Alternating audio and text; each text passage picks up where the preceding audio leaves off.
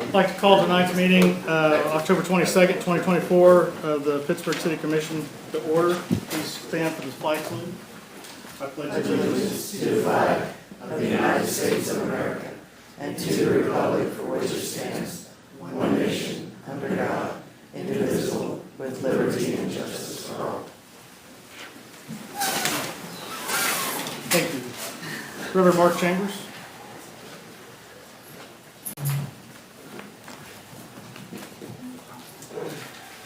Good evening, everyone. May we have a moment of prayer, please. Father, we give you thanks for this beautiful autumn day, and we thank you for allowing us to be able to gather here tonight to discuss the business of the city, the future, and to express our opinions in different ways.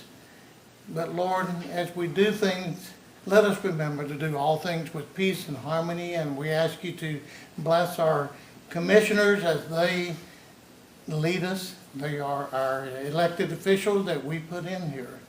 And we thank you for them and for giving of their time. And for our administrators and department leaders, we give you thanks for what they do to keep us safe and to provide the city needs. Father, we ask you also to continue to bless our country, blessing that we don't deserve, but you love us so much that you still bless us in so many ways. Father, we ask you that we can stay united and be the strongest nation on earth, and to be there for others, and to reach out in the time of need. Bless us all, Lord, and thank you again for all your blessings that you have given to us. We ask these things in thy holy, precious name. Amen. Thank you, Mark. All right, I'd like to call Phil Scott up and be recognized for Pittsburgh Positive.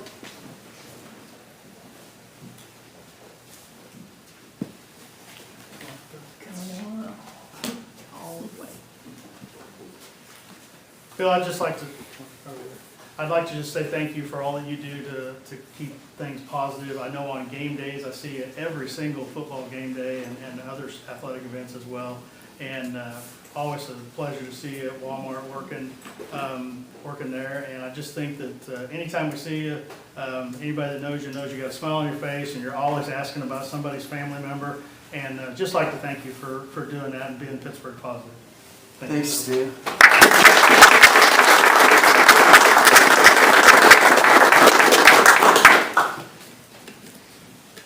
Also, we were going to recognize Gene Bicknell, and I will make sure he was unable to make it tonight. So he was also a recipient of last month's Pittsburgh Positive, and I'll make sure that he gets his recognition, his certificate. So thank you, Gene, for all that you've done for the community for many, many years. So, all right, we'll go ahead and open this up for public input, and I'd like to welcome anybody to come up. Limit your comments to 3 minutes, please, and state your name and address.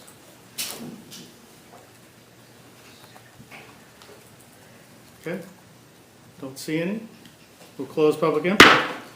Moving on to the consent agenda, Commissioner Brooks would like to pull off item B and E, and Commissioner Munsell would like to pull off item D.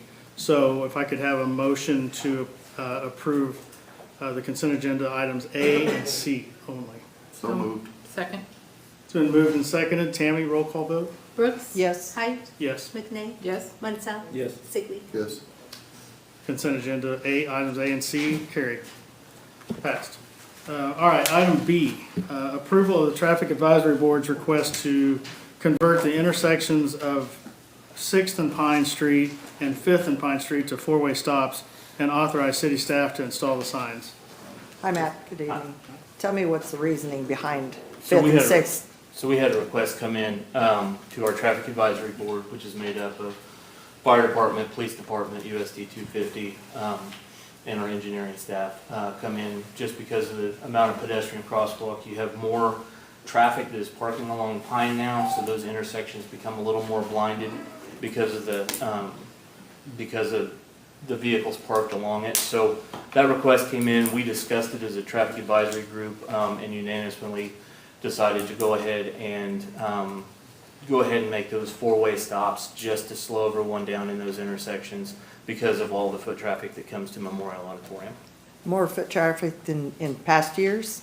Or more I don't parking? know if it's necessarily as more foot traffic. I mean, as much as it's just the more cars parked around it, there's more downtown parking around that area, and just as a safety concern. So we freshened up the crosswalks as well, and went ahead and moved forward with putting those in the four-way. Any accidents at all in those two block areas? We did, no, but you see a lot of near misses. A lot of people have to kind of get out there a little ways before they see anyone coming. Is that So, because of the parking? there's some angle parking that approaches Fifth, and obviously you have the parallel on the west side of Pine there. So, you know, it's more meant to be a proactive measure. So for 3 blocks, fourth is the light, fifth, sixth, and seventh is all stop sign. Mhm. Okay, It'll slow people down, Yeah. which is good. Yeah. okay, I just want to know the reason behind it. Yep. Thank you. Move to approve. Second? It's been moved and seconded to approve item B. Roll call? Brooks? Yes? Height? Yes. McNeil? Yes. Mansell? Yes. Sigley? All right, item B passed. All right, moving on to item D. Approval of supplemental agreement number 1 to agreement number 297-24 between the city and the Secretary of Transportation, Kansas Department of Transportation, otherwise known as KDOT, to reflect a more specific description of the signal improvements project at US 69, US 160, and Centennial Drive, and a resolution relating to benefits obtainable by cities under the federal and state aid program, and authorize the mayor to sign the necessary documents on behalf of the city.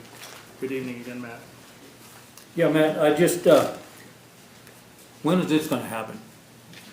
I will let representative from KDOT. I remember I talked to discuss the this. guy in the This blue really isn't shirt. our project. This is kind of an amendment because it's part of our connecting link. And so on this specific document, they just changed some of the language, but I'll let them discuss a little more in detail. It will be their project, so. Yeah, I'm Darren Petrosky, I'm the district engineer for District 4 out of Chanute. So this is actually the traffic signal that we've got under our safety corridor project.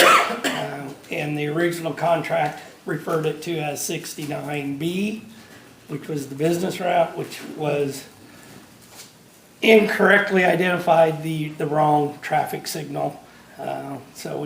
This is just to correct it, to make sure everyone where it is the US 69 and Centennial traffic signal. We're still, I think it's scheduled for March 2025 letting, I think. I didn't expect to have to speak on that one, so I didn't study up on that one. But that's the traffic signal that was, that has been destroyed during a traffic accident. So we've moved that project up under the safety corridor. We were already looking at doing realignment and whatnot, and we created this project to just take care of one traffic signal that we had a annual inspection on, and they found a crack in it, right? So we created this project number to replace that one traffic signal, and about 2 weeks after we created that contract number, we had the traffic accident and took out the 3 traffic signals that were still good and left the one bad one up. So that's why we got them all down under temporary traffic signals now, and moving forward, getting that project up. But the original agreement that we sent out that you guys signed, it identified the incorrect traffic signal. So this is just correcting that up to reference. Well, I remember asking you about this at the Memorial Auditorium the last time KDOT was here to talk about the bypass, and Yeah. you told me it would be sometime after the first of the year because you have to design it and then construction. Yeah, so we're moving forward with more design improvements, and that called for just changing out the traffic signal, which is what the original one. Obviously, we've identified that section of US 69 as a safety corridor, and as part of our preliminary investigations on the safety corridor, they had already identified 4 traffic signals that they want to make improvements to in association with the safety corridor improvements. And Centennial was one of those traffic signals that we were looking at improving. In particular, it was going to add a protected left turn lane with the actual protected left light in that lane, which I think is what a lot of the comments was of what we needed to do there anyway to improve it. So that improvement project got bumped up to replace the 3 traffic signals that were destroyed in a traffic accident and replace the 1 traffic signal pole that we had a crack in that needed to be repaired. So we're just gonna do all of it all at one time. Do the improvements to the lanes and lane configuration and increase the traffic signals up to the bigger size that they need so we can add that additional head and everything for a protected. The rest of the signals and the intersections you're talking about, is that gonna be in March also? or? No, that one will not be in March. Those are still in the design.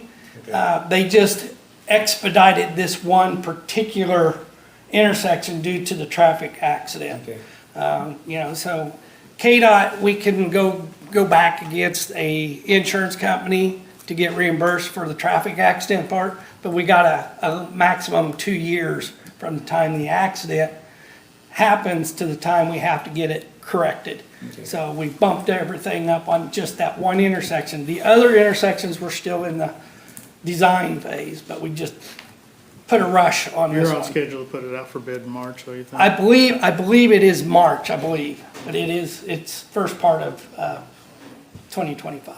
Great. Right. I Thank you. would move approve item D. A second. Been moved and seconded to approve item D. David. All those in favor, say aye. Aye. Aye. Opposed, nay. Item D is approved. Item E, approval of the appropriation ordinance for the period ending October 22nd, 2024, subject to the release of HUD expenditures when funds are received. Move to approve. A second. Been moved and seconded. All those in favor, let's do a roll call vote on that. Brooks, Recuse? Height, Yes. McNeil, Yes. Mansell, Yes. Sigley. Yes. All right, item E carried. Special presentations, item A, Kansas Department of Transportation, representatives from KDOT will provide information regarding the recent US 69 highway study, and we'll receive that for file when you're done. Good evening. Good evening. Thanks for letting us join you tonight. My name is Vanessa Lamro. I currently serve as a Deputy Secretary at the Kansas Department of Transportation. Joining me tonight at the podium will be Greg Schieber, who is our State Transportation Engineer, as well as the Deputy Secretary. Also joining us from KDOT tonight, we have Darren Petrowski, who you just spoke with a moment ago as the District Engineer. We have Steve Rockers, who is the Project Manager for this particular project, the US 69 Highway here in Crawford County. And then I believe, yes, there's Jeff Fisher, who is the Area Engineer for KDOT, and that specifically covers the Pittsburgh area. He's here as well. So again, thank you for having us and giving us a few moments of your time. So there we go. Tonight what we're going to do is give you an update on where we are in the process, lay out what our next steps will be, and give you a chance to ask us any questions that you might have. We're going to share a brief overview of the study, what we learned from our community engagement and traffic and safety data analysis, and again, share next steps for how we're going to move forward. Just as a reminder for everyone, we did initiate a highway study earlier this year to evaluate the current and future needs of US 69 in Crawford County, partially in response to interest from surrounding communities. And what you see here on the slide is just a quick overview of the study area. We utilize stakeholder and public input as well as traffic and safety data, and we analyzed that with the goal of defining the issues and opportunities for the highway. The study area is approximately 18 miles long from East 650th Avenue, north of Arma, to the intersection of US 69 and K103. Impacted communities include Arma, Franklin, Frontenac, Pittsburgh, as well as portion of the Crawford County area. We carried out a two-step community engagement process as we sought to learn what the challenges and opportunities are.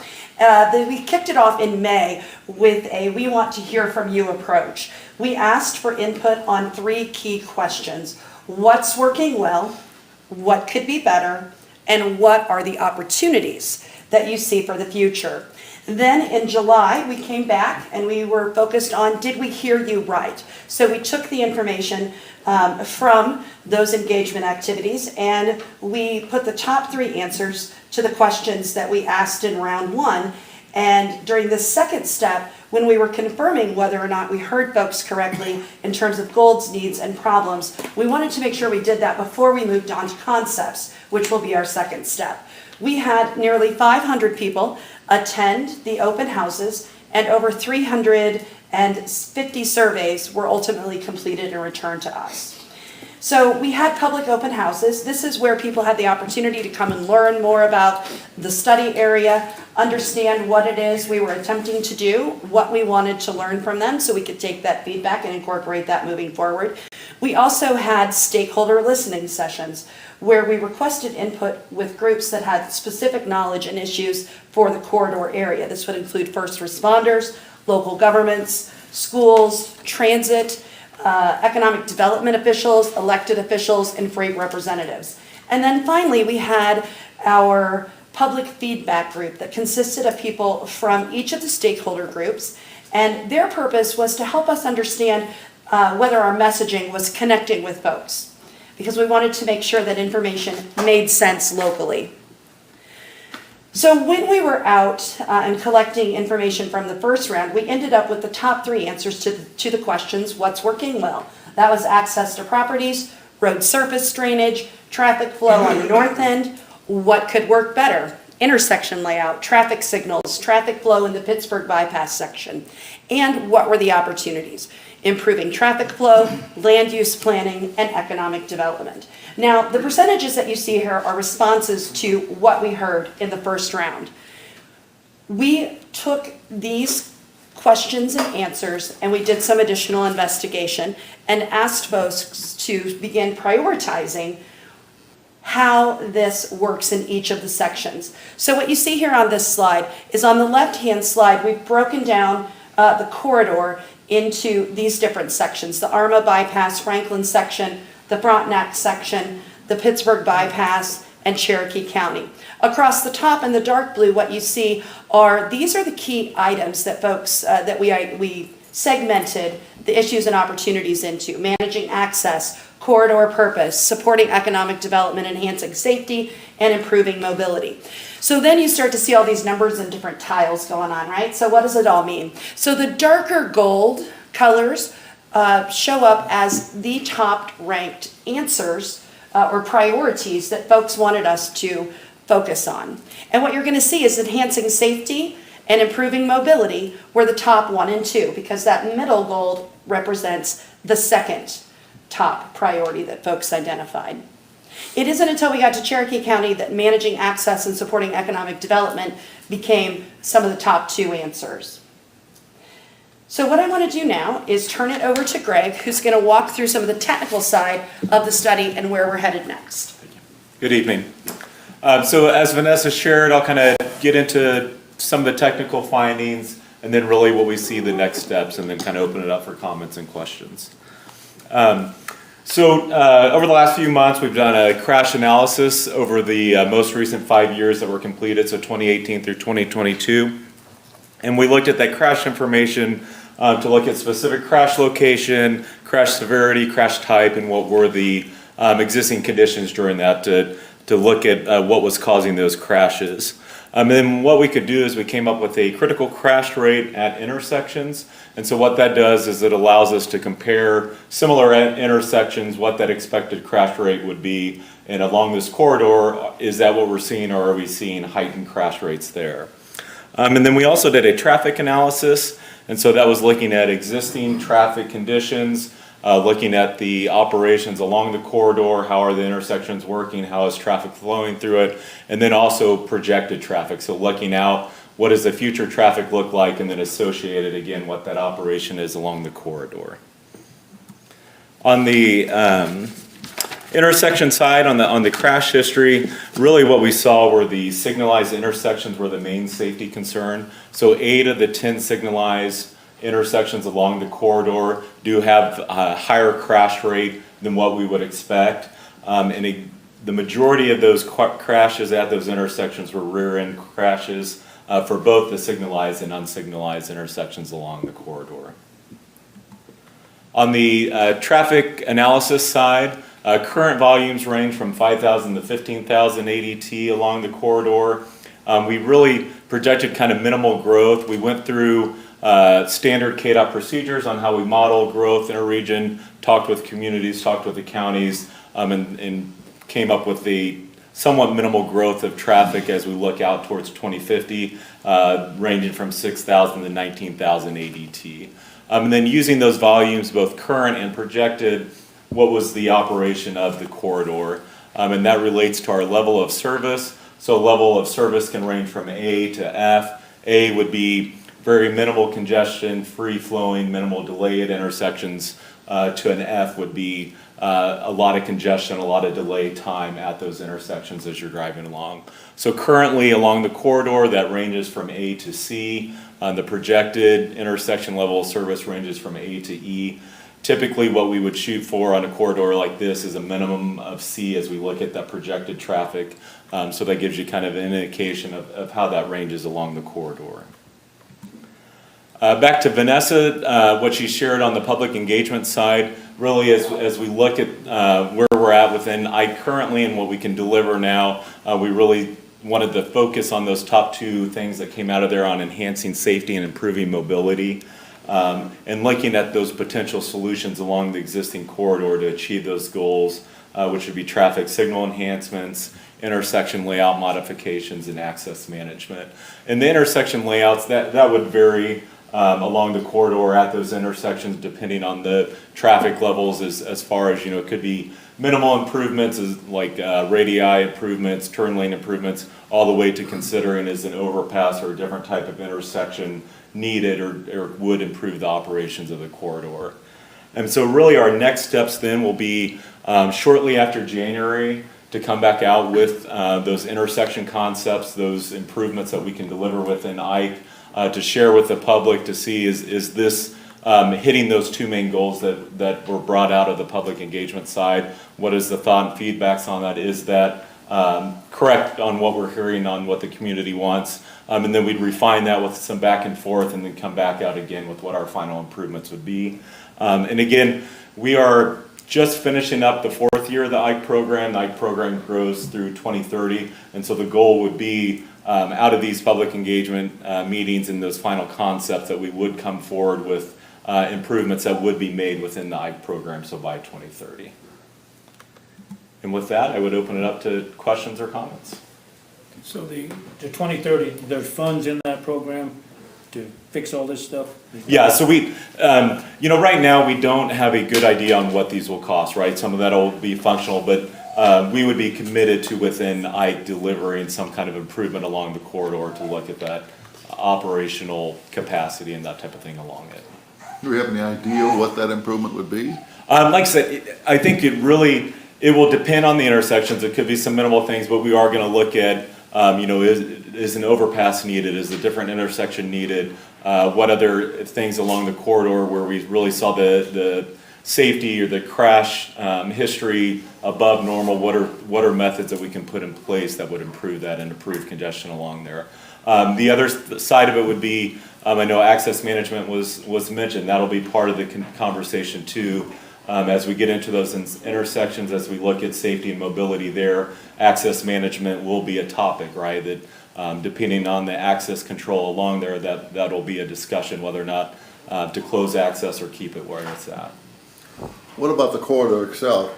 Are we giving any thought to widening it or making passing lanes or anything like that? So where we're at within Ike, we don't think we have enough funding capacity to be able to deliver that. And so we really are gonna focus on those intersection improvements and those safety or crash heightened areas that we can hit now. So the intersections with the most, is that the, with most crashes? Will that be the ones you work on first, or are you gonna start north and come south? Correct. So that's what we've asked the team, right, is to look at those heightened crash area ones and the ones that we think we really do have methods that can fix that. And so it may not be necessarily north to south, it would be prioritized. As we work back and forth with the communities on public engagement, we'll get a better handle on what those costs are and how that would fit together. So it may be, you know, packaged differently as we come up with those final solutions. Okay. Anybody else? So, the one question I get hit with is there's a FedEx facility that's only been in operation for a couple of years, and then there's I don't know all the details of who owns what landfill and where the trucks go, but there just seems to be a large amount of trucks on that bypass that I think the mayor, Doc was talking about. In my world, you drive to Wichita and you just get on passing lanes because it kind of takes care of the trucks. But is there an intersection improvement that's going to take care of my kids driving behind a semi every 2 cars for the rest of their born days in Pittsburgh? Probably not, right? I mean, so that. That's fine. I knew that was the answer, but I didn't want to not say I asked. Yeah, no, in that. I don't want to put you on the spot. No, that's fine, and that's really, I mean, as we look at where we're at within Ike, what, you know, as we lay out the rest of the program, we do not have the capacity for a size of project that could four-lane that whole section, right, to really resolve that. But isn't that maybe why there was a western bypass at one point, and the idea that you could alleviate that residential type traffic that's currently exists, because that is it's either that or Broadway or Free Kings, and Free Kings doesn't have shoulders on it, so if you want to go north to south, you're pretty much picking one of those routes. Right, yeah, so that would be, again, yeah, as we look at future or long-term solution, that, all of that would be open, right? Whether is there a way to do it on existing, is a bypass or an alternate alignment make more sense? That would still be discussed as we, you know, start looking at a next program, looking at funding in the future, and what is the long-term needs for the communities here. But since that was already planned and taken off, I'm assuming that's not going to be something that KDOT's going to run back up to and say, hey, we need an existing, or we need an alternate bypass. I think there would be a lot of public engagement before that was decided on as a solution, but it is not, you know, at this time, we're really focused on what we can deliver within the Ike program, and we just don't have capacity to do that. And so we don't feel like we're in a position to make that decision right now without having funding in place and being able to say, yes, we'll be able to move forward And with that. I appreciate that that's a difficult question to answer, and Yeah. you did a good job, so thanks for your time. You're welcome. That means a lot. Thank you. Thanks. All right, thank you. All right, we don't need to take action on, we're just receiving that for information? Yeah. Okay.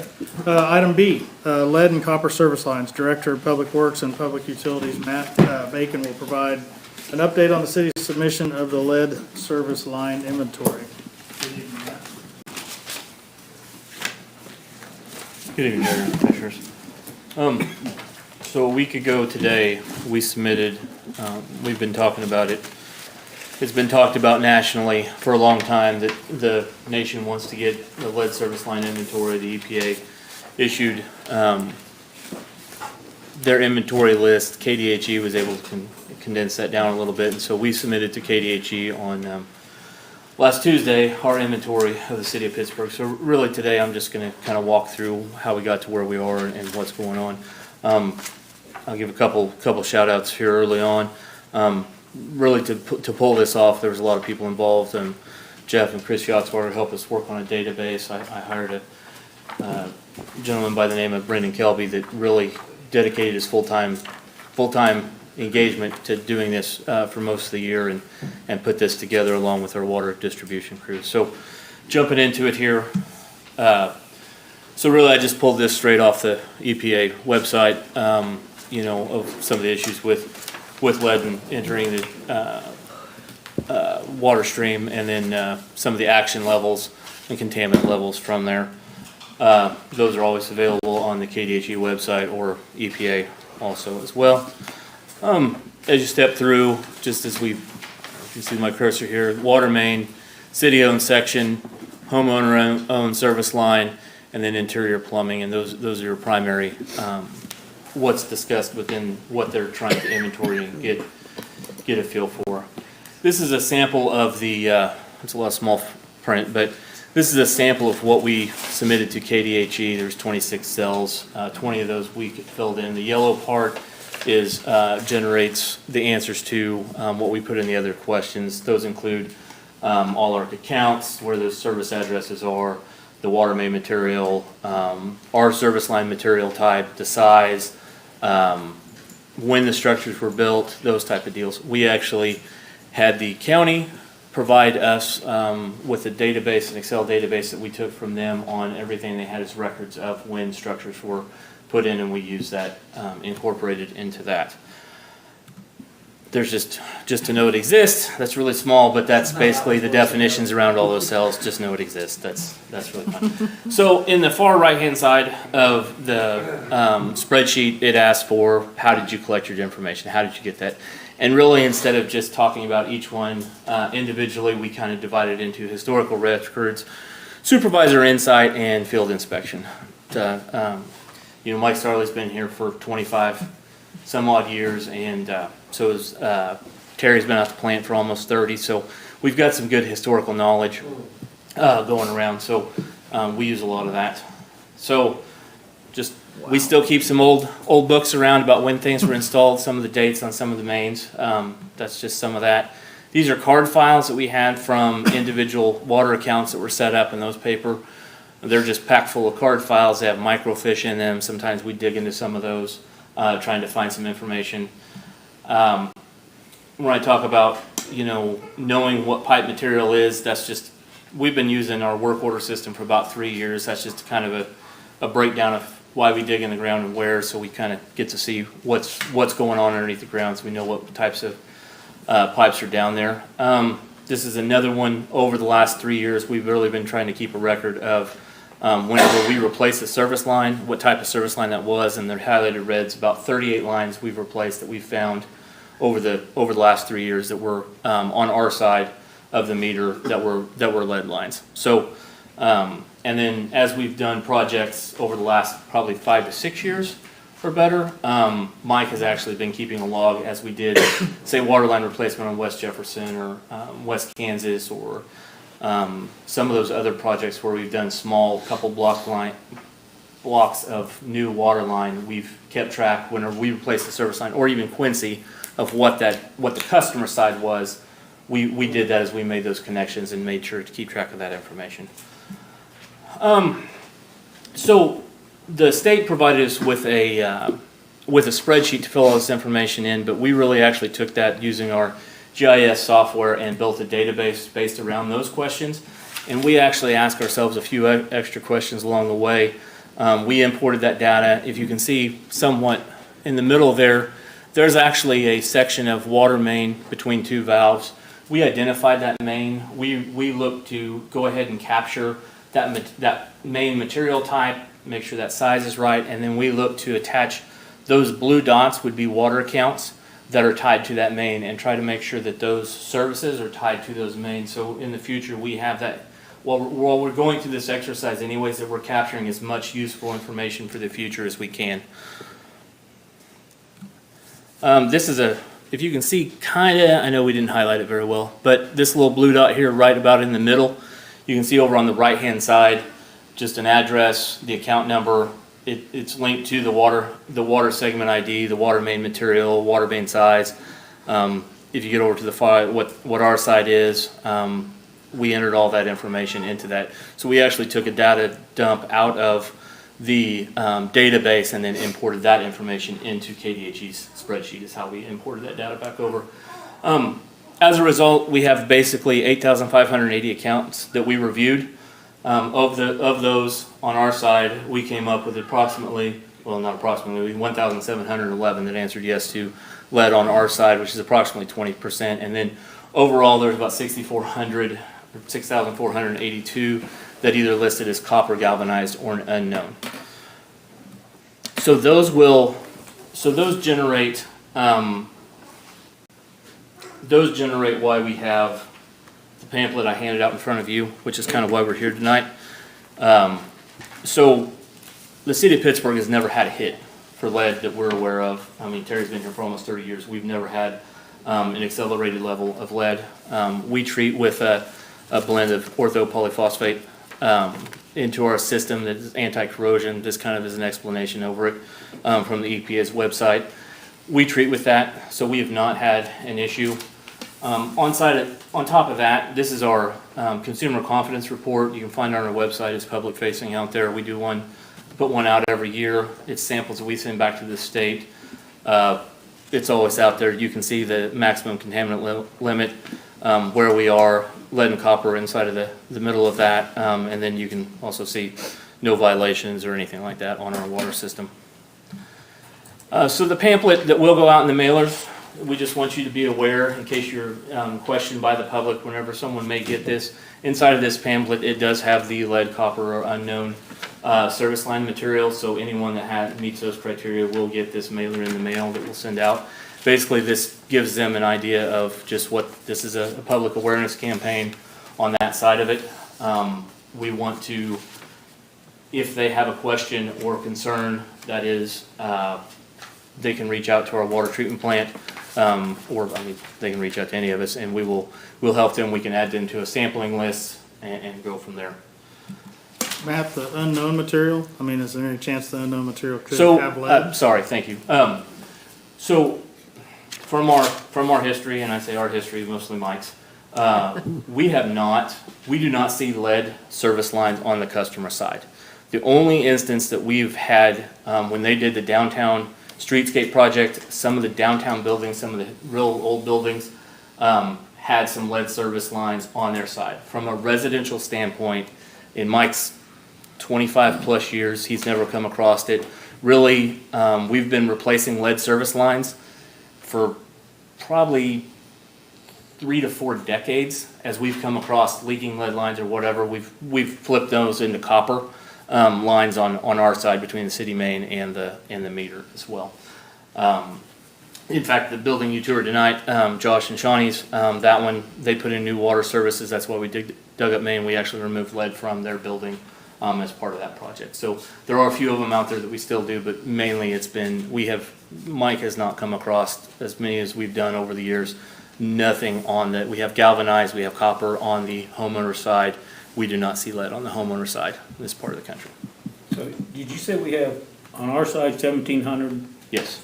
So when do we replace these? When there's an issue, or do we? I'm getting there. Give me one second. Okay. I'll get to the end and then we'll. So on October 8th of this year, this is just taken directly off the off the EPA's website. That is, they are trying to have a goal of trying to get them phased out within the next 10 years. They've released some funding. If you look down back in here, there's $35 million in competitive grant funding. So we'll kind of see how all that shakes out. We continue as we go through. We obviously now have our list. If we identify and specifically go through, we do some of our water line replacement projects.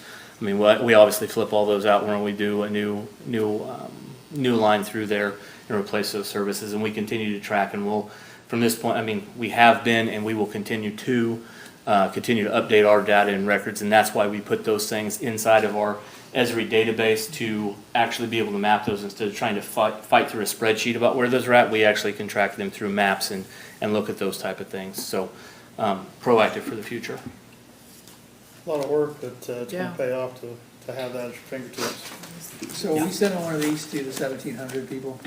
We are going to actually, that will be the 1,700 plus the 6,400 on the unknown. So there will be a lot of So this customers. is from KDH&E. This is from This KDH. is, if you read this from cover to cover, this basically says from KDH&E's what the threat of lead is. Correct. I mean, I'd love it if everybody watched our 5:30 shows here on Tuesday, but, I mean, I think we need to say something stronger about, Matt brought up a couple of points about, A, we don't really find any lead in the water that we test because we have a way of treating it, the water, so the lead doesn't leach out. But I think we need to put, if we're gonna send this to everybody, this just says alarm. Well, I agree, I but think we need to send the something graft you that says- showed, the basically our report card, that's no lead found and there's no violations, I mean, I would include that with I that. don't wanna, I think maybe we need to give some thought to Yeah. Just the- maybe even a the- cost of putting it in a mailer, or maybe there's just a campaign that we need to have. But we wanna make sure people understand that they have safe water, it's good water, it's quality water, but this kind of, Yeah, it it's, feels more Are we like just an re- alarm. if are we somebody required wants- to we do are this? required to, Okay. we are required by November 15th to have that mailer out to everyone, and that's why, now that we've put together and we know what our data is, So an that's why we're coming accompanying letter or tonight. Are you something. guys comfortable if we send out something, Yeah. just kind of let people know that? And we Can can you ju- put them together? Yeah. Yeah, I can I put the, think we I can should. put the I think CCR it's- with the, I don't think it's responsible if we don't send out something. and we can, that's totally doable, putting our CCR report back in with this mailer. Yep. I don't, I'm sorry, Matt. You said you replace with copper. Aren't you gonna run into problems in the future with, No, I'm sorry. So that was a couple decades ago. Since somewhere in the, probably mid to late 90s, we switched over to running a PVC line. Okay. On our side, yes. No, I'm sorry.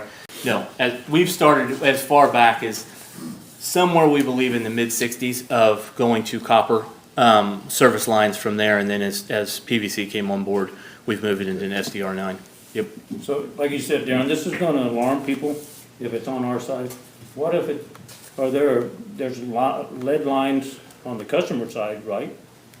Or do you know, would it? That's on it. Maybe- So there was an option to send out a mailer for that. We have not had success in any way, shape, or form on getting any responses to customer surveys and those type of things. We try to work with building services as we know about replacements and we obviously leaks and those type of things. can that a we keep- homeowner get their water? And a lot of homeowners don't know. I mean, we are also Right. 50% rental. So there's the other part of the fact that you've got a lot of tenants in properties that they don't have any idea, and then they're getting this mailer and. Can they get their water tested someplace though? Yes, Yeah. yeah, Okay. we can add them to the list. They can, the account holder, whether that's a tenant or not, can also participate in it, where we do, like next year, we're gonna do another lead and copper. It's every 3 years, we do this survey. In that time frame, they can get added to the list. Yep. And it's a very, very marginal percentage that even the whole state of Kansas has hits, but that's where we're at. A lot of work, thank you. Thanks, Matt. All right, moving on to consider the following. Item A, Community Development Block Grant number 24-CR-002. Consider staff recommendations to relinquish funding awarded to Lorenz House Development through the U.S. Small Cities Community Development Block Grant Program for the rehabilitation of the building located at 211 North Broadway. Good evening. Kim. Hello, again. On May 28th, 2024, we authorized the grant application. On June 28th, 2024, CDBG awarded us a $300,000 grant for the project at 211 North Broadway. Unfortunately, most recently, after extensive review, Lorenz House Development, which is our partner developer on this project, has decided to relinquish the funds of the grant, as the funding will ultimately cost the owners more money to complete the project with the requirements and the compliance of the grant. Josh and Shawnee and their new baby Marin are all here to answer any questions, but basically the action we're requesting is that we sign a letter, we send it to Department of Commerce, we'll relinquish the funds. That'll go back into their funds to award for other grants. Have we ever done this before? I have not, and not that I've been aware of. I'm sure it's been done other places. I don't. Yeah, I mean, I'm and not- I think it's been done across the state. Yeah, it's happening. We aren't the only ones doing this based on SEK RPC, our grant administrators. They said this is happening in another community similar to ours. It's a great program for a larger developer, but when you get to small developers, it's Yeah. burdensome. But now we know. Now we know. Entertain a motion. Move to relinquish funding awarded to Lorenz House Development. Second. Been moved and seconded to relinquish and authorize, I guess, me to send a letter to the Department of Commerce stating that. All those in favor say aye. Aye. Opposed, nay. Motion carried. All right, item B. Resolution number 1286, consider approval of resolution number 1286, certifying legal authority to apply for the 2024 Kansas Moderate Income Housing Program from the Kansas Housing Resources Corporation, and authorize the mayor to sign and submit such application regarding the aviary project located at 102 South Locust. Okay, so this, you guys are familiar with the MIH grant. The most recent one we were awarded is for the Smithsonian, which that project is in closeout and is fully leased for moderate income tenants. So this is an opportunity. They opened up the moderate income housing grant application round for 2024. And so the project we are partnering with is at 102 South Locust. This is probably the familiar picture that you guys might be used to seeing. So it is a block off of Broadway, right there on the corner of Locust. And this would be 21 affordable housing units, moderate income housing units, apartments that the developer would be doing. The developer is LRP LLC. That group is Jacob Kipp, Ryan M. Holtz, and Jesse Flores. Jesse Flores has family here in Pittsburgh. His mom was here. His sister still lives here. So we would be considered local developers. And they've worked extensively with the Kansas Housing Investor Tax Credit applications. And we see this as a very viable project, as that building could use a little facelift. So we're just asking for permission to go ahead and apply for that grant. Hopefully we get it, and we'll be back at in front of you if we do. Make a motion to apply for the grant. Second. Been moved and seconded to approve resolution number 1286 to apply for this grant, or to authorize you to apply for it. All those in favor say aye. Aye. Opposed, nay. Item B carried. Item C, downtown strategic plan. Consider staff recommendation to accept the downtown strategic plan prepared by Olson Engineering. So you guys have heard from our friends tonight at Olson Engineering, and hopefully got your questions answered. If you didn't, they are still here and willing to answer questions. But this was a pretty incredible experience. It gave some direction and ideas, and I think in thinking forward, if these developments were to come to town, and also thinking what types of developments am I looking for in my role, but also the city and city staff and commissioners, of course, that we want for our community, and thinking of grocery or downtown gyms or quick food with the School of Business and increased traffic, but of course parking, and coming up with some alternative parking options. This was very helpful for city staff, and we just ask that we're not really doing anything other than accepting the suggestions and hopefully utilizing those for future development. So if you have further questions, we're here. I was just wondering if, I don't know what Olson's role is after the study's done, but have you worked with communities that have improved their alleys for entertainment or wayfinding, and what that looks like? Yes, so Olson specifically, so part of what within the planning, master planning area within Olson that I work with, we do very much see typically some of these projects then spur into just even smaller projects. So we actually have a few currently where we are doing wayfinding signage packages for specific communities. We're actually working with Coffeyville, Kansas currently on that, and so just really working with them on what that package looks like in terms of larger signage all the way down to the smaller, more monument street signs, and just having that aesthetic throughout their entire downtown area. We've also done it down in, currently wrapping it up in Prosper, Texas, as well as doing some monument signage packages as well for them. So looking at those varying degrees in terms of what that looks like. And so we do that more specifically. My friends within the studio, our landscape architects do that a lot because they're our designers. And so that is something that we do typically see coming from from this type of plan is just as needed, more specifically, those design needs and packages coming out of that.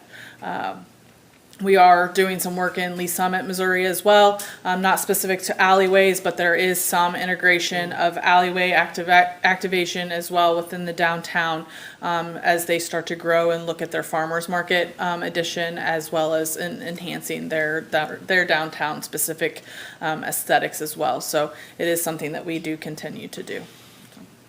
And we didn't get to the level of detail if we eliminated, or if we made Broadway just 2 lanes, what that would do to the auxiliary roads like Joplin or Locust, and we didn't get to that level of detail. No, we didn't get into the level of detail, so there is the option in there. One of the street sections does start to show and consider the idea of working with and looking at the feasibility with KDOT of what a road diet along Broadway would look like in either if it's the full extents of your downtown or in specific areas.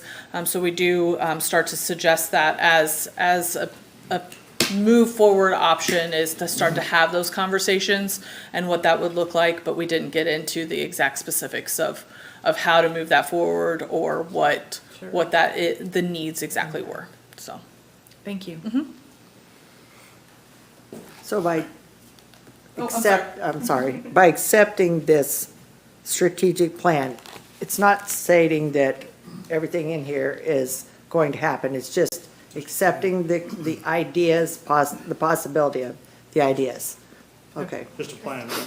I mean, And for staff. Well, to start- there was a lot of confusion at these meetings because of the conceptual maps, the lack of notification to a lot of businesses who were in these zones, that there was going to be things happening in their areas that they had no knowledge of. So I just want to make that clear that this is not set in stone. This is a starting point, and from there, we'll see what happens.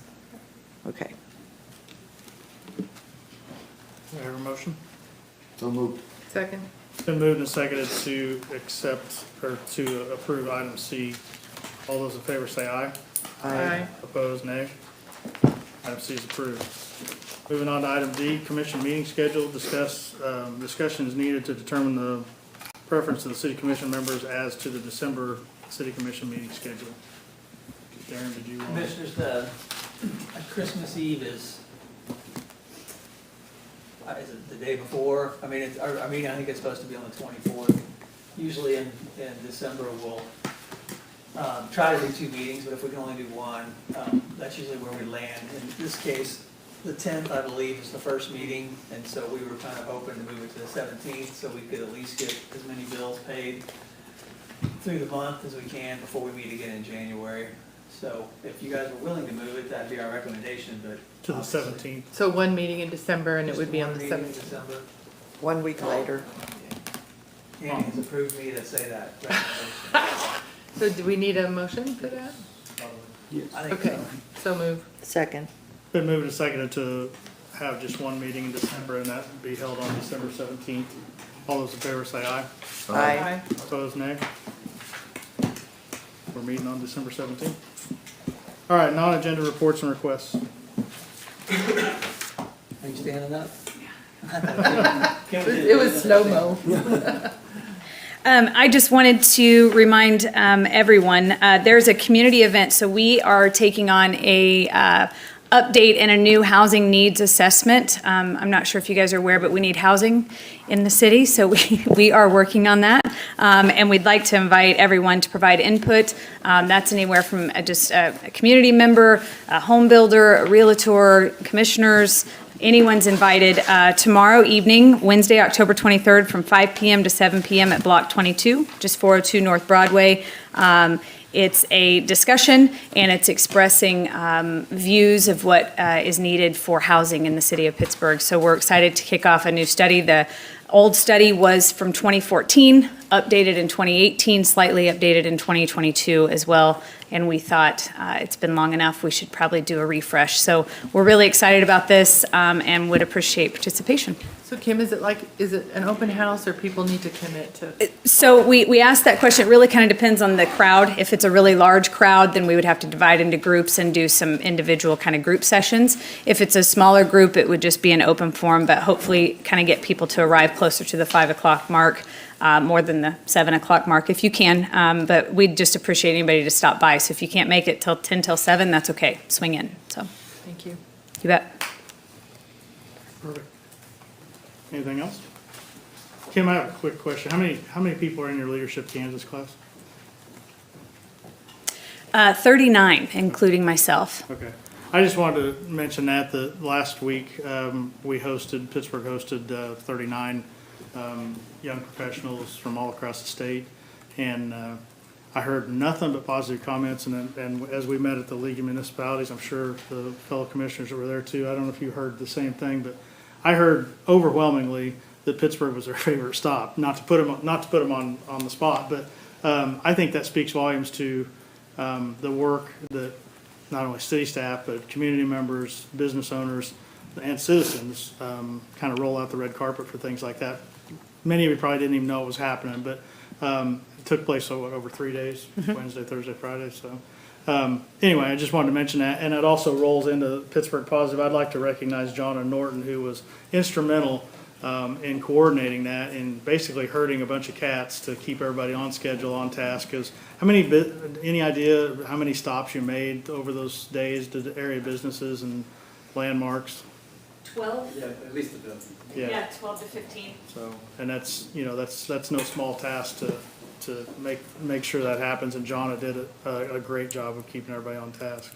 And I just have to say, of course, I was very proud, but for 39 other people who were just extremely impressed with Pittsburgh that come from Wichita, Hayes, Garden City, Dodge City, Topeka, Kansas City, Manhattan, pretty impressive. And some of the groups are chamber presidents and community members as well, and they were really impressed with our community. So thank you. Pride Point. Yep. Thank you. But yeah, we'll get Jonna in here, but I really appreciate her and her positive attitude towards that and anything she does really for those of you that know Jonna. So, all right.